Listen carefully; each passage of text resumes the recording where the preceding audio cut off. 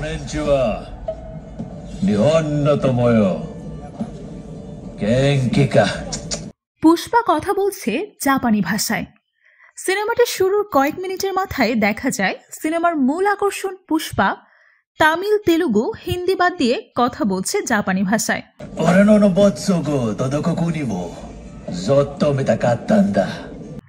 জাপানি ভিলেনদের সাথে ফাইটের আগেই লাল চন্দনের কন্টেইনারে চেপে পুষ্পা ভাও গোপনে চলে যান জাপানে তার লাল চন্দনের মেরে দেওয়া টাকা উদ্ধার করতে। আর তাই তিনি কন্টেইনারে বসে বসেই 30 দিনে জাপানি শিখুন বই পড়ে জাপানি ডায়লগ শিখে তুলোধুনো করছেন জাপানি ভিলেন।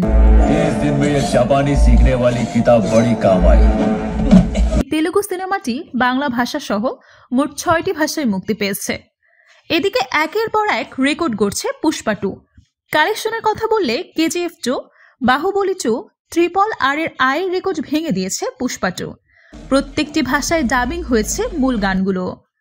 আল্লু অর্জুন অভিনীত তেলুগু সিনেমাটি মুক্তির আগে এবং মুক্তির প্রথম দিনেই ওয়ার্ল্ড ওয়াইড মোট 500 কোটি রুপির কাছাকাছি আয় করেছে।